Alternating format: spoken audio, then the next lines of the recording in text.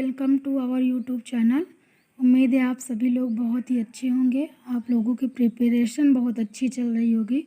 तो जो हमने कल कंटिन्यू सीरीज की थी आपके डीएलएड सेकंड सेमेस्टर के लिए, वो हम आज उसका पार्ट सेकंड लाए हैं।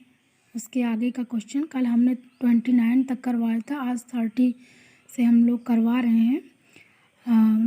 क्वेश्चन 30 है, किसने कहा था मेरा विचार है कि पाठशाला के जीवन में अंतिम वर्ष तक लिखित कार्य की अपेक्षा मौखिक कार्य उपयोगी सिद्ध होता है।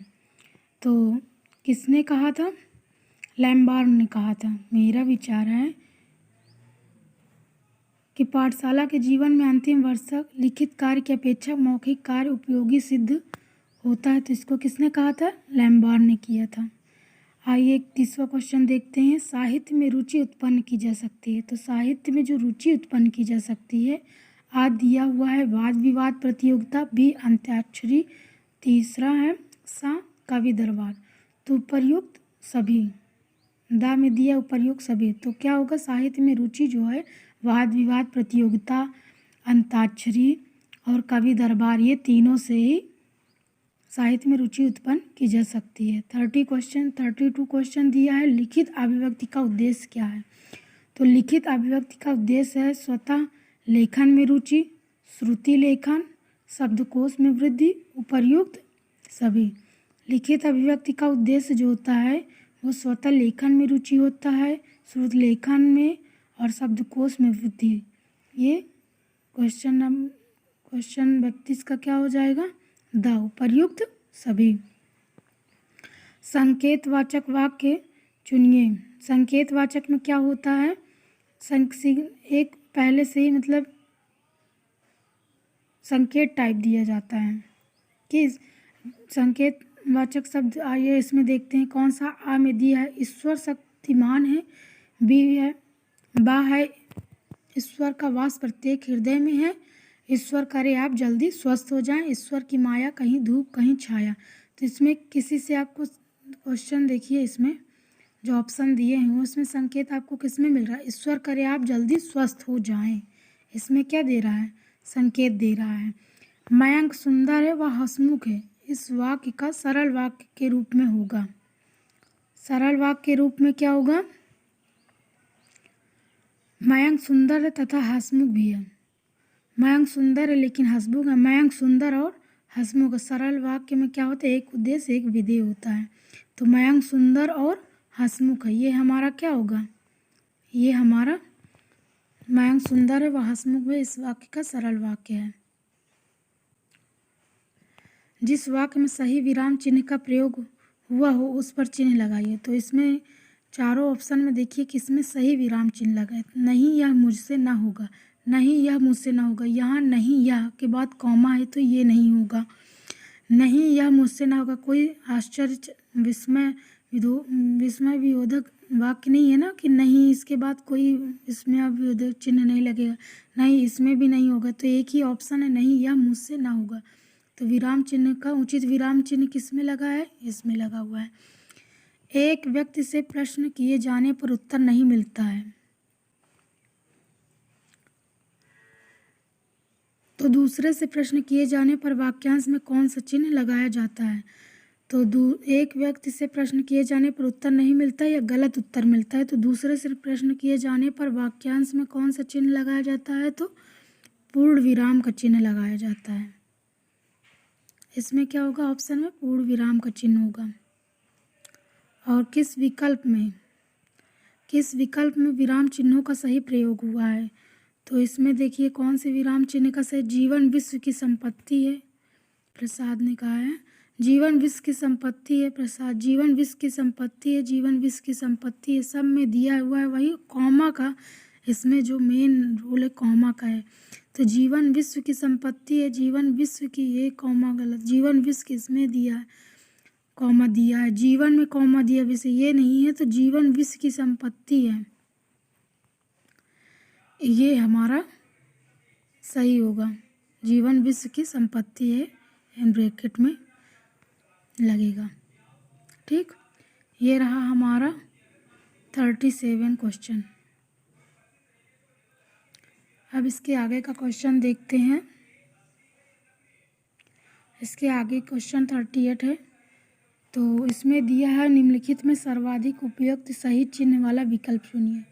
तो सर्वाधिक उपयुक्त, इसमें भी विराम चिन्ह का ही, इसमें भी हमें देखना है सही जगह कहाँ लगा हुआ है। वह आए या ना आए मैं अवश्य आऊँगा, जो इसमें दिया है मैं अवश्य आऊँगा, यहाँ पर जो है, जो यहाँ पर है ये गलत दिया हुआ है। मैं वह आए या ना आए मैं अवश्य आऊँगा, इसको आगे पढ़ते हैं। वह आए या ना आए मैं अवश्य आऊँगा, इसमें विस्मयादिबोधक चिन्ह यहाँ पर लगा है जो कि गलत है। ये भी वह आए या ना आए मैं अवश्य आऊँगा, वह के बाद इसमें वो कॉमा लगा है, ये भी नहीं है। तो इसमें चारों ऑप्शन में दिए हुए विकल्प में ये सही है। वह आए या ना आए मैं अवश्य आऊँगा, सर्वाधिक उपयुक्त चिन्ह इसी में है। और 39 दिया हुआ है क्वेश्चन, उपर्युक्त में से कौन सा शब्द ई प्रत्यय से है। इसमें देखिए हंसी, भूखा, मालिक, हंसना। भूखा में आ प्रत्यय आ रहा है, मालिक में इक आ रहा है, हंसना में ना आ रहा है ना, आ रहा है। तो इसमें क्या होगा, ई प्रत्यय से जो है, इसमें ई प्रत्यय से कौन सा शब्द बना है, हंसी शब्द बना है। हंसी ई आ रहा है ना, तो प्रत्यय जो होता है वाक्यांश के पीछे ऐड होता है। तो हंसी में शब्द ई प्रत्यय लगा हुआ है। और 40वां क्वेश्चन है, महिमा शब्द किस प्रत्यय के संयोजन से बना है। तो प्रत्यय इसमें भी देखना है आपको, महिमा, महिमा इमा आ रहा है ना, तो ये होगा 40वां का महिमा शब्द में प्रत्यय कौन सा, इमा। आपका भविष्य उज्जवल हो। कल ही हमने आपको इस टाइप का इच्छावाचक क्वेश्चन, इच्छावाचक वाक्यों में आपको हमने बताया था कि इसमें हमारी इच्छा होती है, आपका ये हमारी इच्छा है कि आपका भविष्य क्या हो, उज्जवल हो। तो आपका भविष्य उज्जवल हो, ये हमारी इच्छा है। आज्ञावाचक में यहाँ कोई हम आदेश नहीं दे रहे हैं। संकेतवाचक में ऐसा कोई संकेत भी नहीं दे रहे हैं कि ईश्वर करे आप जल्दी स्वस्थ हो, ऐसा कुछ भी नहीं है, मतलब सब कोई संकेत नहीं दे रहे हैं। विधिवाचक में विधिवाचक भी नहीं है ये, है ना। तो आपका भविष्य उज्जवल, ये हमारी इच्छा है।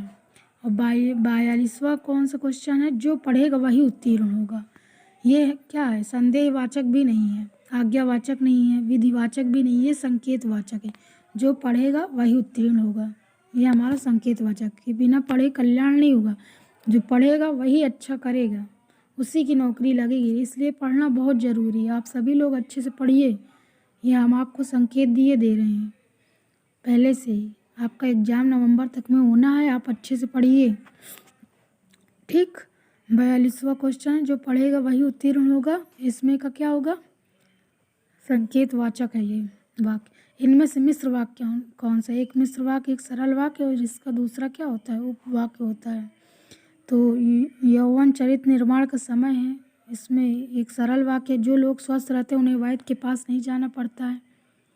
करो या मरो, ये संयुक्त है, जो लोग स्वस्थ रहते हैं उन्हें वैद्य के। मिश्र वाक्य ये है, जो लोग स्वस्थ रहते, एक सरल वाक्य, ये इस पर डिपेंड है, उन्हें वैद्य के पास, बिना इसके जो लोग स्वस्थ रहते हैं उन्हें वैद्य के पास नहीं जाना पड़ता, ये एक दूसरे पर डिपेंड रहते हैं। इनमें से मिश्र वाक्य कौन सा है, जो लोग स्वस्थ रहते हैं उन्हें वैद्य के पास नहीं जाना पड़ता है। आइए क्वेश्चन नंबर हम 44वां देखते हैं। इच्छावार्थक वाक्य फिर आ गया। इच्छावार्थक वाक्य में सौरभ को बुलाओ, इसमें तो आदेश टाइप में, तुमने सुना होगा, तुमने सुना होगा, इसमें भी कुछ संकेत टाइप में कुछ दे रहा है, संदेह टाइप में। आज विद्यालय में अवकाश है, ये विधिवाचक वाक्य टाइप में आ रहा है। इच्छावार्थक वाक्य, तुम्हारा मन मंगल हो, ये हमारी इच्छा है ना। इच्छार्थक वाक्य, तुम्हारा मन मंगल हो, हमेशा ये हमारी इच्छाओं पर, मतलब हमारी जो इच्छा, जो हमारा मन बोलता है वही हमारे इच्छार्थक वाक्य में आता है। तो तुम्हारा मन मंगलमय हो। अब आ जाता है राकेश आया होगा वाक्य। राकेश आया होगा, ये क्या है, विस्मयवाचक है, ये विस्मयवाचक नहीं है। सडन फीलिंग नहीं है ना, इच्छावाचक भी नहीं है, संकेतवाचक भी नहीं। राकेश आया होगा, डाउट्स आया होगा भी राकेश की नहीं आया होगा। राकेश आया होगा मतलब संदेह है, तो संदेहवाचक होगा। जो गरीबों की सहायता करते हैं वे धर्मात्मा होते हैं। तो जो गरीबों की सहायता करते हैं वो धर्मात्मा होते हैं, वाक्य कौन सा है? जो गरीबों की सहायता करते हैं वे धर्मात्मा होते हैं, ये संयुक्त वाक्य है। संयुक्त वाक्य में हमेशा क्या होता है, इसमें हमेशा कुछ लगा रहता है, कंजक्शन टाइप में संयोजक जो एक दूसरे वाक्य को जोड़ता रहता है। जो गरीबों की सहायता करते हैं वे धर्मात्मा होते हैं, ये हमारा कौन सा है? संयुक्त वाक्य है।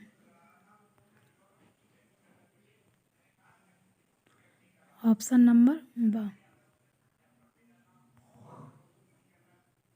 आइए क्वेश्चन नंबर 47वां देखते हैं।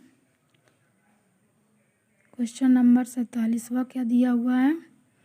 क्वेश्चन नंबर 47वां दिया है, मैं चाहता हूँ कि तुम्हारे साथ खेलूँ, वाक्य किस कोटि का है?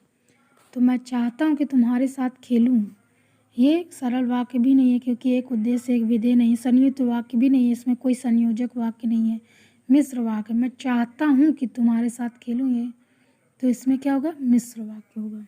हमेशा जहाँ पर एक की लगा हो ये सब हमेशा मिश्र वाक्य होते हैं। विस्मयवाचक वाक्य का चयन कीजिए। मधुर भाषण वाणी का तप है, ये भी नहीं, विधिवाचक टाइप में। कटु वचन मन को आहत करता है, इसमें भी विस्मय है। जो सडनली फीलिंग, मन से उद्गार, जो आश्चर्य, शोक, उत्साह, खुशी, ये सब होता है, ये विस्मयवाचक वाक्य में आते हैं। गंदगी सदैव हानिकारी, ये भी नहीं है, ये भी नहीं है, ये भी नहीं है। सा इसमें विस्मयवाचक वाक्य कौन सा? छी, कितनी बुरी बात है, ये हमारे मन से, आश्चर्य से हमेशा आता है। छी, कितनी बुरी बात है, तो विस्मयवाचक वाक्य हो जाएगा आश्चर्य, जो सडन फीलिंग आती है। समझ गए ना आप लोग विस्मयवाचक वाक्य में। आज्ञावाचक वाक्य को चिन्हित कीजिए। 49वां क्वेश्चन है। आज्ञावाचक में हम ऑर्डर देते हैं, आदेश देते हैं किसी को। उसने दरवाज़ा खोला, इसमें हमने किसी को आदेश नहीं दिया, ठीक, उसके द्वारा दरवाज़ा खोला गया, क्या वह दरवाज़ा खोल पाएगा, ये क्वेश्चन ही कर रहा है। तो जल्दी दरवाज़ा खोलो, इसमें हम किसी को क्या दे रहे हैं? आदेश। जैसे कोई गेस्ट नहीं आ जाता तो हम लोग कहते हैं जल्दी जाकर दरवाज़ा खोलो, तो ये हम आज्ञा देते हैं, ऑर्डर देते हैं। तो 49 का सा हो जाएगा, जल्दी दरवाज़ा खोलो। सर्वनाम के कितने भेद हैं? सर्वनाम के 6 भेद हैं। सर्वनाम के कितने भेद हैं? सर्वनाम के 6 भेद हैं। सार्वनामिक विशेषण क्या होता है? 51 क्वेश्चन है। सार्वनामिक विशेषण होता है संज्ञा के पहले आता है। सार्वनामिक विशेषण में संज्ञा के पहले आता है।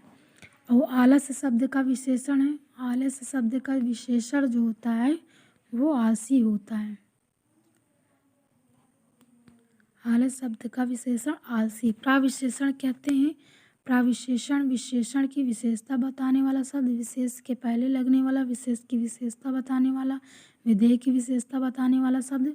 तो प्राविशेषण विशेषण की विशेषता बताने, जैसे मोहन एक अच्छा लड़का है। अच्छा लड़का, लड़का की विशेषता अच्छा है ना, लड़का कैसा? अच्छा लड़का है, तो अच्छा हमारा विशेषण हो जाएगा, संज्ञा के पहले लगा, लड़का के पहले। और बहुत अच्छा लड़का है तो प्राविशेषण, यानी अच्छे की भी विशेषता बता रहा है कि बहुत अच्छा लड़का है, तो वो हमारा बहुत क्या हो जाएगा? प्राविशेषण हो जाएगा। तो इस प्राविशेषण जो होता है वो विशेषण की विशेषता बताने वाला शब्द होता है। विशेषण की दृष्टि से अशुद्ध वाक्य का चयन कीजिए। आप बुद्धिमान व्यक्ति हैं।